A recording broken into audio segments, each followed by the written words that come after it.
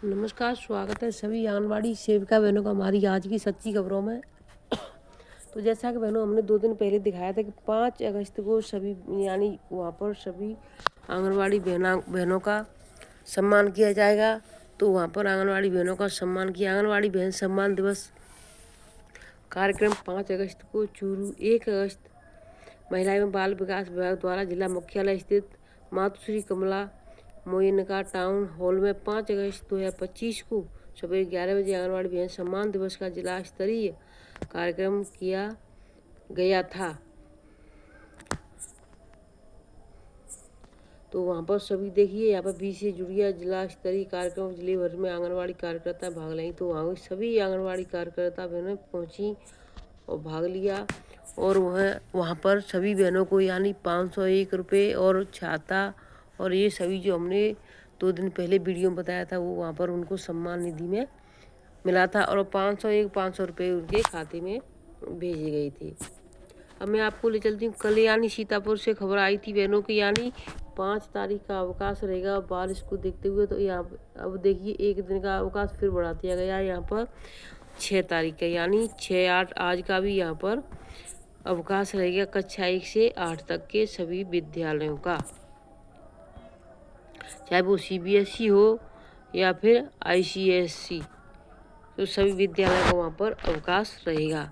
और ये देखिए आगरा से 5 अगस्त को नया आदेश आया हुआ है। जिला कार्यक्रम अधिकारी आगरा समस्त बाल विकास परियोजना अधिकारी प्रभारी पोषण पाठशाला का आयोजन दिनांक 7/8/2025 को किए जाने के संबंध में।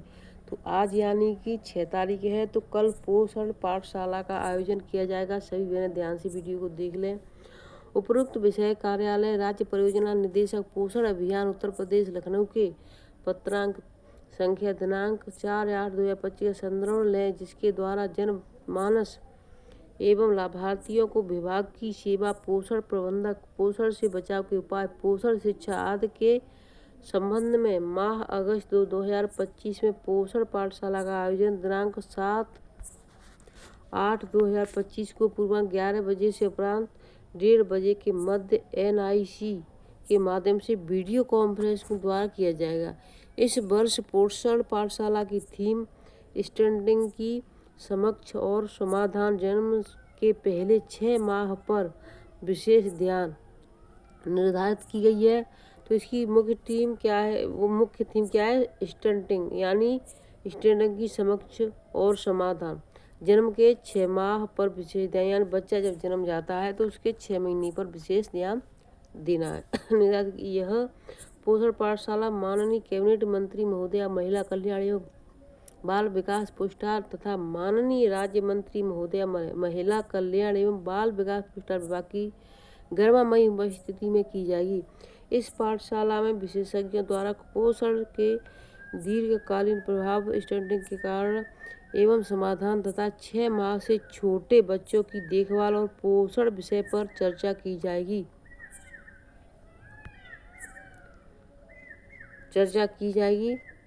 इस कार्यक्रम का लाइव वेबकास्ट किया जाएगा, जिसका लिंक देखिए यहाँ पर लिंक है, आप सभी बहनें यहाँ पर डाल, नहीं तो हम चैनल के डिस्क्रिप्शन में इस लिंक को डाल देंगे, वहाँ पर जाकर के आप टच कर लें कल और इसको जाकर के अपना वीडियो को देखने, लेकिन डालेंगे इस लिंक को आज ही की वीडियो में, इस बात का ध्यान रहे। उक्त कार्यक्रम का आयोजन जनपद स्तर पर NIC तथा जनपद के समस्त आंगनवाड़ी केंद्रों पर किया जाएगा। इस लिंक के माध्यम से कोई भी लाभार्थी आम जनमानस इस कार्यक्रम से सीधे जुड़ सकते हैं, यानी जरूरी नहीं कि आंगनवाड़ी कार्यकर्ता, कोई भी अगर आप इस लिंक को किसी को भी भेज सकते हैं, कोई भी जुड़ सकता है, क्योंकि सबके घर में 6 महीने से छोटे बच्चे पैदा होते हैं, हो रहे हैं और होंगे। तो इस चीज़ को सभी जानकारी कर लें। आंगनवाड़ी कार्यकर्ता अपने स्मार्टफोन के द्वारा वेब लिंक के माध्यम से इस कार्यक्रम में जुड़ेंगी। उक्त कार्यक्रम में समस्त आंगनवाड़ी कार्यकर्तियों द्वारा अपने केंद्र पर पंजीकृत 3 से 6 वर्ष के बच्चों के अभिभावकों की उपस्थिति सुनिश्चित की जाएगी, यानी अपने केंद्र पर चलाना है। 11 बजे से 1:30 बजे तक चलेगा। 3 से 6 वर्ष के जो बच्चे हैं उनके अभिभावकों को भी बुलाना है। अतः उपरोक्त के क्रम में आप समस्त को निर्देशित किया जाता है कि दिनांक 7/8/2025 को पोषण पाठशाला कार्यक्रम का आयोजन समस्त आंगनबाड़ी केंद्रों पर कराते हुए कार्यक्रम में प्रतिभागियों और लाभार्थियों की सूचना शाम तक उपलब्ध कराना सुनिश्चित करें। जिला कार्यक्रम अधिकारी आगरा।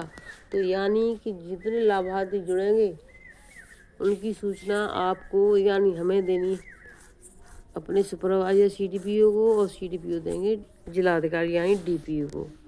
प्रमुख सचिव बाल विकास सेवा यानी प्रतिलिपि देखिए निदेशक बाल विकास सेवा पोस्टा उत्तर प्रदेश, निदेशक राज्य पोषण उत्तर प्रदेश लखनऊ, जिला महोदय आगरा, मुख्य विकास अधिकारी महोदय आगरा। यानी सभी के लिए ये भेजा है, सभी को सूचना है।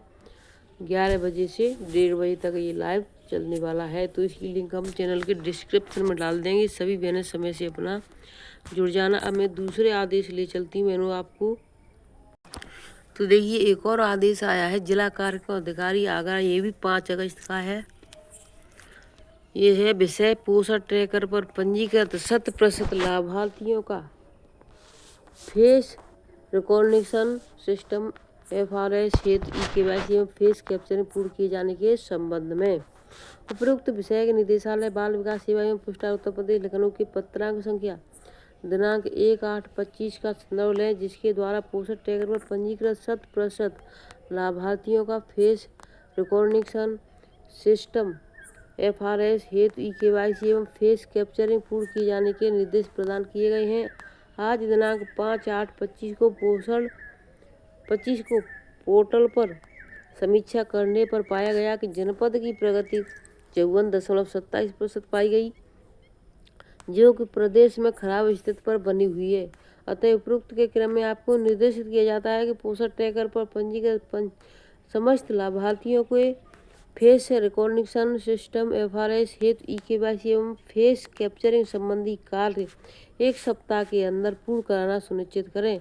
FRS पूर्ण न होने की स्थिति में खाद्यान्न बजट का आवंटन भारत सरकार से प्राप्त नहीं होता है और लाभार्थी अनुपूरक पुरस्कार के लाभ से वंचित होते हैं, तो इसका समस्त उत्तरदायित्व स्वयं आपका होगा। जिला कार्यक्रम अधिकारी आगरा। तो देखिए अब आपको ये आदेश आ गया है कि 3 से 6 वर्ष के जो बच्चे हैं उनका भी KYC और फेस कैप्चरिंग करना है, क्योंकि अगर हम उनका KYC फेस कैप्चरिंग नहीं करेंगे, इन्होंने पहले बोला था 7 माह से 3 वर्ष का गर्भवती का धात्री का इनका यानी कर लिया, इससे इनका पूरा यानी 100% नहीं हो रहा। अब इन्होंने बोला है कि 3 से 6 वर्ष के बच्चों का भी शुरू कर दो। अभी तक इनको जानकारी नहीं थी और ना ही किसी अधिकारी ने बोला था। तो देखिए ये सभी अधिकारियों को जानकारी नहीं होती आदेश पर, कुछ कभी कुछ। तो देखिए अब सभी बहनें इस बात का ध्यान दें कि 3 से 6 वर्ष के जो बच्चे हैं उनका KYC कर लें, जिससे 100% पूरा हो जाए।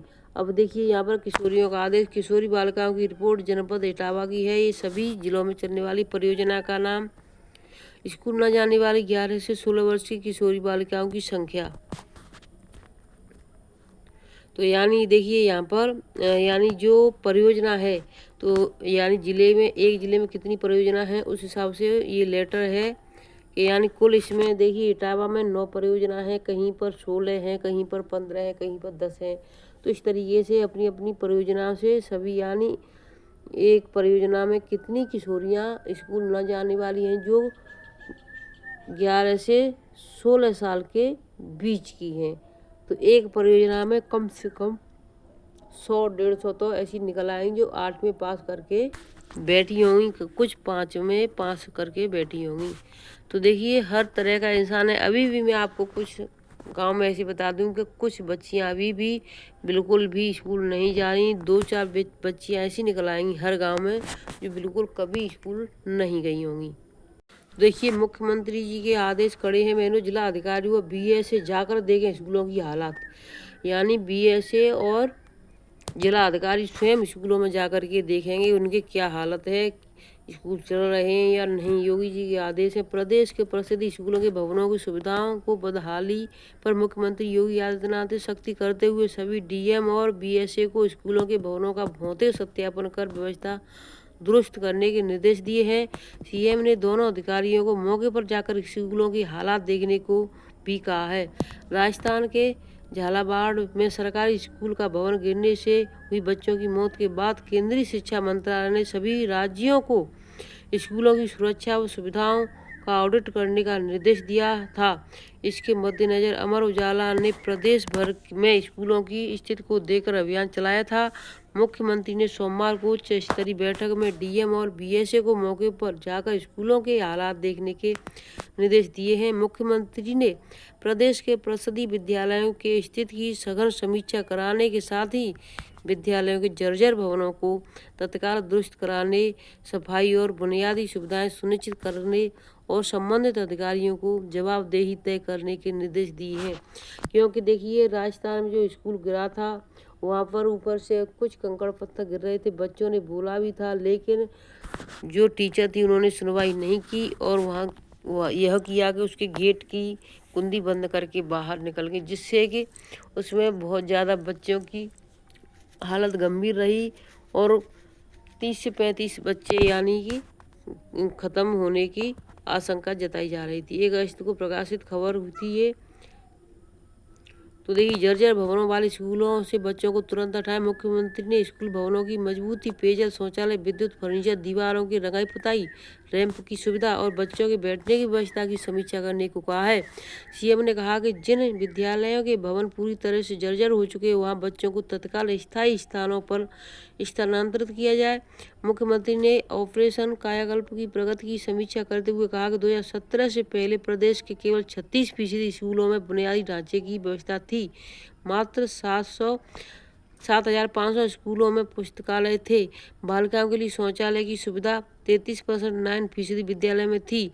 2016-17 में मात्र 10,784 बच्चों का नामांकन हुआ था। वहीं 2024-25 में 4,58 बच्चों का नामांकन हुआ है। तो देखिए, ये है। लेकिन जब इतनी ये सुविधा नहीं थी, ऑनलाइन कोई चीज़ नहीं दिखती थी, तो किसी को पता भी नहीं चलता कितने बच्चों का नामांकन हुआ, कितने का नहीं हुआ। लेकिन अब जब भी तुरंत किसी भी एक बच्चे का आप ऑनलाइन नाम चढ़ाओगी तो तुरंत पता चल जाता है आज इतने बच्चों का नामांकन हो चुका है। तो आज की वीडियो को मैं यहीं पर रखती हूँ, फिर मिलती हूँ बहुत जल्दी नई अपडेट के साथ। तब तक के लिए धन्यवाद। खुश रहें, स्वस्थ रहें और सुरक्षित रहें।